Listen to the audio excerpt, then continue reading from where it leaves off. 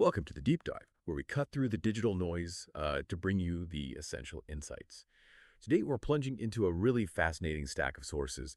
They paint a vivid and sometimes pretty surprising picture of just a single day in AI, August 29, 2025. And this isn't just, a quick news brief. It's more an exploration of these, seismic shifts happening in artificial intelligence. We're talking everything from the major tech giants battling it out for supremacy in voice tech, to AI actually taking tactical commands in fighter jets, and even the surprising, sometimes funny, struggles of AI in a fast food drive-thru. We'll also touch on some critical ethical considerations that came up. Yeah, our mission here is really to extract the most important nuggets of knowledge from all these different sources.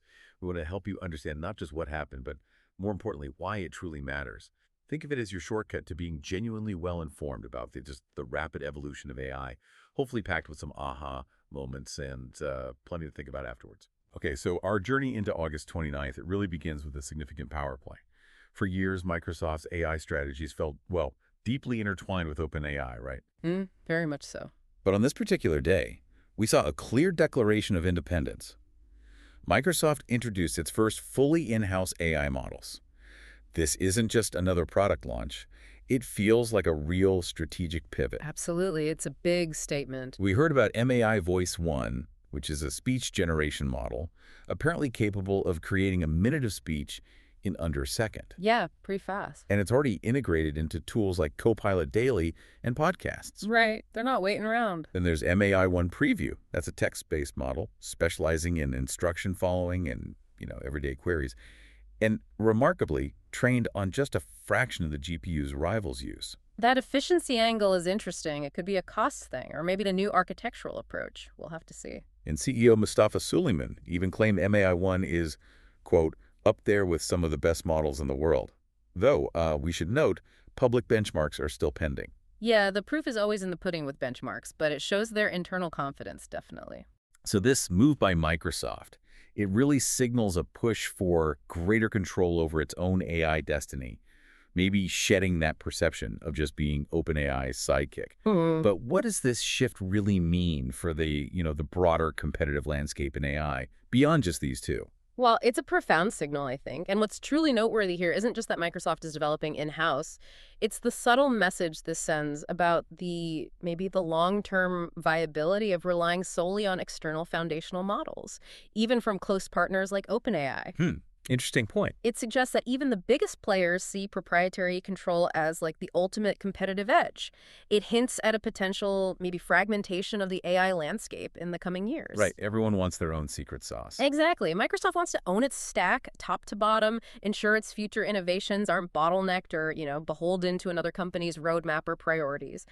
And when Suleyman says it's up there with the best, well, okay, we do need those benchmarks, but it tells you the internal confidence is high. They're not just building a stopgap measure here. Okay, and then almost immediately, like bang, we saw direct competition. OpenAI moved its real-time API out of beta, introducing its own GPT-realtime speech-to-speech model. The timing wasn't accidental, I'm sure. No kidding. And this isn't just about a computer talking back, is it? It's about incredibly nuanced abilities, like detecting nonverbal cues, laughter, tone, and even switching languages mid-conversation while keeping it natural. Yeah, maintaining that flow is key. That's where older systems often fell down. Its performance sounds seriously impressive, too. Achieving an 82.8% accuracy on audio reasoning benchmarks, that's a massive leap from its predecessor's 65.6%. Huge jump. It shows how quickly this specific area is advancing. They've also rolled out powerful developer tools, including something called Model Context Protocol, or MCP, support. Now, MCP sounds like a bit of a mouthful. What does that actually let developers do? Yeah, that's a great question because MCP, the Model Context Protocol, it's actually quite significant. It's essentially a new standard, way for these sophisticated voice agents to seamlessly integrate and reason with real-time external data sources during a conversation. Okay, so in plain English. Right. So imagine a customer service AI. While you're talking to it, it can simultaneously pull up your account history, check current inventory levels, maybe understand your previous interactions, all without missing a beat. Got it. So it's not just listening, it's accessing and using information on the fly. Exactly. It even allows the voice agent to reason on visuals alongside the conversation, making interactions just far more dynamic and informed. So these upgrades, they bring enhanced functionality for enterprises, for developers, letting them integrate really sophisticated voice agents into customer support, custom applications. It makes mainstream adoption feel, well, almost inevitable, doesn't it? It really does. And what's particularly fascinating here, and maybe something you might have missed just scanning the headlines, is that Microsoft and OpenAI released these competing speech models on the exact same day. Yeah, that timing is wild. It really is. This isn't just about shiny new tech. It's about strategic positioning. It's a battle for what's rapidly becoming AI's most critical interface, voice. Mm-hmm. Microsoft's AI Voice One, it uses that mixture of experts architecture, which is basically a clever way to combine multiple specialized AI models. It lets it tackle complex tasks more efficiently than maybe one giant model could. So it's focused on multi-speaker audio generation. That's great for things like interactive storytelling or guided meditations, perhaps. Okay. OpenAI's GPT-Realtime, though, takes a different approach. It processes audio directly through a single neural network. This avoids that sort of relay race you used to get, where you had separate speech-to-text, then text analysis, then text-to-speech models. That old way often lost the original tone and emotion. Right, you lose something in the translation between steps. Precisely. Yeah. And OpenAI even added natural breathing sounds and, filler words like to two new voices, Cedar and Marin, just to make conversations feel incredibly human. Wow. Little details, big difference. And both models, notably, can understand nonverbal cues like laughter and adjust their emotional tone on command. So yeah, we're definitely not just looking at new tech here, but a really heated race to control the future of how we all interact with AI, whether it's through our personal devices or with big enterprise solutions. The race for control is key. And this race, it extends far beyond just voice, right? The competition is heating up everywhere. Yeah. Beyond voice, another really fascinating front opened up, this time in the coding world. Elon Musk's XAI launched Grok Code Fast 1, their first code model. Ah, yes, Grok Code. And interestingly, they're saying this isn't just about getting top scores on benchmarks like SWE Bench, although it still scored a respectable 70.8%. Yeah. Its main focus seems to be designed for what they're calling agentic coding workflows. Can you maybe unpack that term? What does agentic coding workflows really mean for a developer day-to-day? Absolutely. So think of it less like the AI just writing a big block of code for you when you ask it, and more like an AI assistant that doesn't just generate code, but actively assists, suggests debugging steps, helps optimize. It's more of an iterative, collaborative process. Okay, so like a coding partner. Exactly. It's about a tool that can sort of reason about the coding task, understand the context of the project, maybe even propose different solutions, essentially becoming a faster, more integrated partner in the developer's actual workflow. Makes sense. And XAI is using tricks like prompt caching to boost speed. And crucially, to drive adoption fast, they're offering it for free for a limited time through partners like GitHub Copilot. Plus, they're promising really low pricing down the line to undercut rivals. It's a very clear play for market share in a super critical domain. A very aggressive, competitive move. Okay. Now, shifting gears slightly, another major player, Cohere, introduced Command AI Translate. This is a new enterprise translation model.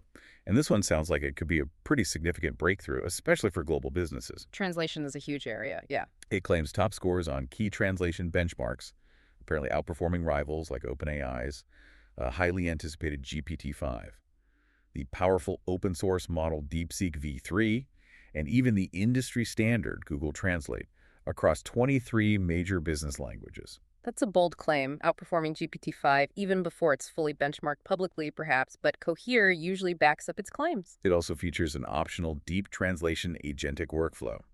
Sounds similar to the coding idea. It double-checks complex, high-stakes content to boost performance even further. Right, adding another layer of quality control. But for businesses, especially those handling really sensitive data, the real clincher here must be the security aspect, wouldn't you say? Precisely. Yeah. That is absolutely the crucial part for enterprise adoption. Companies can customize it for their specific industry jargon, the pharmaceutical companies teaching it complex drug names, or banks adding their unique financial terminology.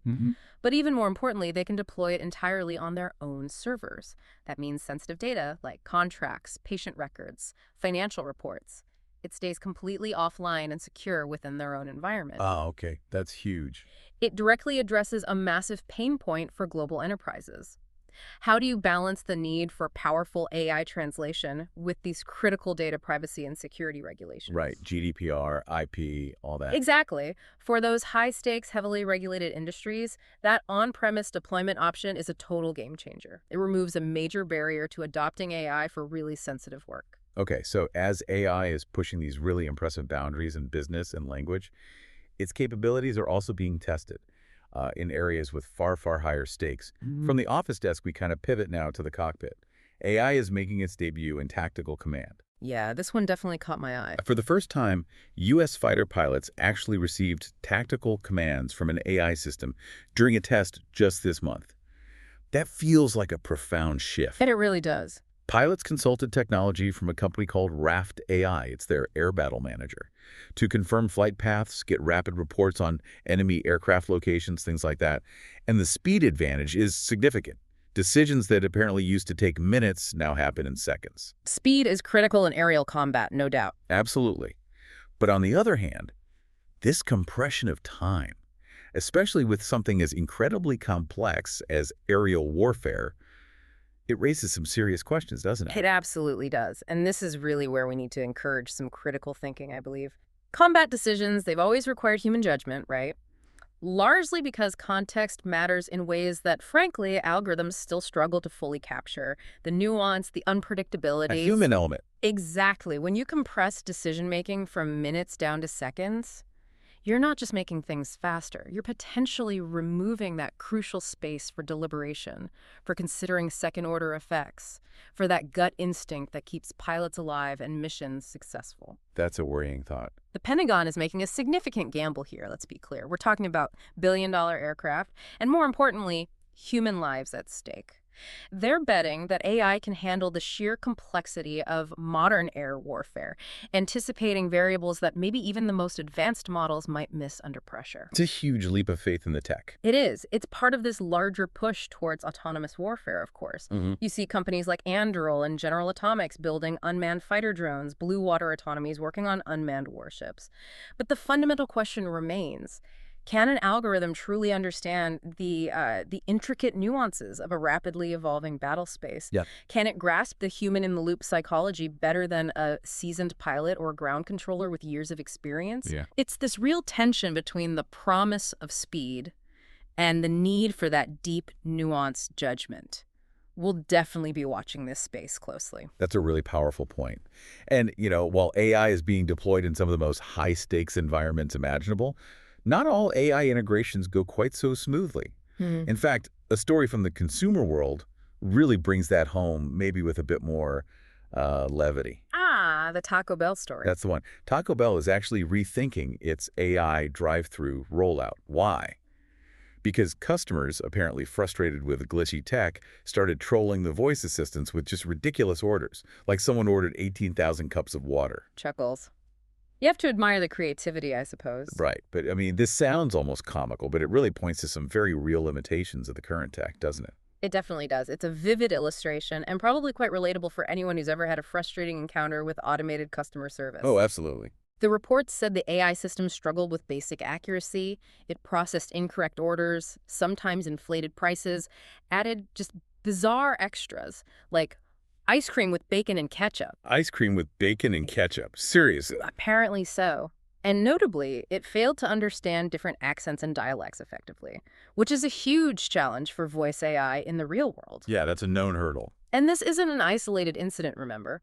McDonald's ended its big AI drive-thru experiment with IBM back in 2024, though White Castle seems to be pressing ahead with its SoundHound-powered AI expansion. Interesting contrast. What this really reveals, I think, is the gap between the potential of AI and its practical application, especially in the messy, noisy, unpredictable environment of direct customer service. Sometimes, the human touch, especially during busy peak hours, is still the most efficient and accurate solution. Yeah, sometimes simpler is better. It's a good reminder that not every single task automatically benefits from automation, and that user experience avoiding frustration will always be paramount. Very true. Now, moving from the humorous to the heartbreaking, We're also seeing the profound human impact of AI in a much more somber light. Right. OpenAI announced plans to implement parental controls and enhance safety mechanisms for ChatGPT, Right. specifically targeting teen users. Yes, this is a very serious development. And the catalyst was the tragic suicide of a 16-year-old Adam Rain. His family alleges that prolonged interaction with ChatGPT actually contributed to his death. It's just devastating. OpenAI's response acknowledges that its current safeguards, they can actually degrade during very long, extended conversations, and they've promised to enhance GPT-5's ability to de-escalate crises and help users stay grounded. Hmm. This feels like it goes way beyond just a technical fix, doesn't it? It seems to highlight a far deeper ethical responsibility for these AI developers. Absolutely, it does. This incident casts a very, very stark light on the immense ethical responsibilities that AI developers carry. As these models become more sophisticated, more persuasive, more integrated into our daily lives, particularly for vulnerable users like teenagers, the need to balance that rapid innovation with robust safety mechanisms becomes absolutely paramount. It has to be a priority. It speaks to the critical importance of ensuring these AI tools are designed not just to be powerful, but with strong human-centric safeguards built in from the ground up, and that the companies creating them fully understand and, frankly, own their profound potential societal impact, both good and bad. Right. It's really a call to action, I think, to move beyond simply building the most powerful models to building truly responsible ones that consider the psychological and emotional vulnerabilities they might encounter in users. A crucial consideration as this tech becomes ubiquitous. Now, despite all these challenges, the real-world glitches, the critical ethical considerations, the sheer amount of money pouring into AI is just monumental. Nvidia's CEO, Jensen Huang, projects a staggering global investment. Get this, $3 trillion to $4 trillion in AI infrastructure by 2030. It's an almost unbelievable number. It really is. This massive spending, he says, is driven mainly by the hyperscalers, those huge cloud providers like Microsoft, Amazon, Alphabet. And Huang is calling this the dawn of a new industrial revolution. He's not usually prone to hyperbole either. No, he isn't. A figure like $3 to $4 trillion, it's almost incomprehensible. What does that kind of projected investment really tell us about where the world is headed? Well, it tells us that the belief in AI's transformative power isn't just strong, it's becoming foundational to economic planning. This figure underscores that AI is viewed not merely as another technology, but as a fundamental, perhaps the fundamental shift that will reshape entire industries, economies, and frankly, our daily lives in ways we're probably only beginning to grasp. It's that big. It signals an unparalleled level of commitment from the largest, most influential companies in the world. It's a testament to their conviction that AI will be the central pillar of future economic growth and technological advancement. This isn't just about building slightly faster computers or automating a few tasks. It's about completely re-architecting how society operates, how value is created. Wow. Re-architecting society. That's a heavy thought. Okay, just to quickly round out our deep dive today and really illustrate the sheer breadth of AI's reach beyond our main discussions, here are just a few more significant developments that also happened on this single day, August 29th.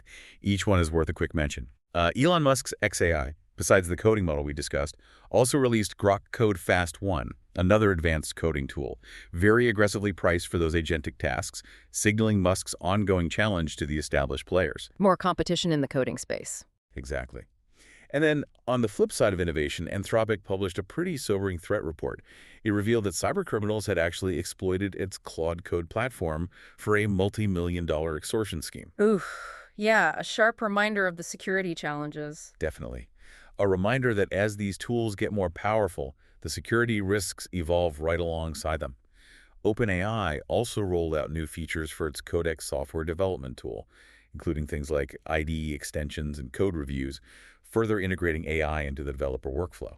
Continuously improving their offerings. Cohere introduced a waitlist for a new real-time video feature, enabling creation and editing using various inputs, text, images, audio. Video generation is moving fast. Another hot area for sure. Tencent open-sourced something called Hunyuan Video Foley, a model for creating professional-grade soundtracks with really precise audio-visual synchronization. Interesting. Specialized tools emerging. And finally, Time Magazine released its 2025 Time 100 AI list, highlighting the top leaders shaping the industry right now. Always interesting to see who makes those lists. So, what an incredible, almost dizzying deep dive into just a single day of AI news. We've seen these tech titans, Microsoft and OpenAI, vying for control of core AI interfaces like voice. We've seen new models pushing boundaries in coding and translation. We've even seen AI taking on tactical roles in combat, which is quite something. But we've also seen the very real growing pains, haven't we? From those hilarious but telling drive-through frustrations to Yeah. truly heartbreaking ethical dilemmas that demand serious attention. And all of this is happening against that backdrop of truly staggering financial investment. It's the sheer pace and scale that's just breathtaking, isn't it? This rapid innovation, coupled with that immense investment we talked about, it paints a picture of a world being reshaped at an absolutely unprecedented speed. And it really makes you consider, doesn't it, given the potential for both incredible progress and really significant societal challenges, how do we collectively ensure that this $3 to $4 trillion investment prioritizes not just raw technological advancement, but also safety, ethics, accessibility, and genuine human benefit? What role do you, as a listener, as a well-informed individual, play in helping to shape this future?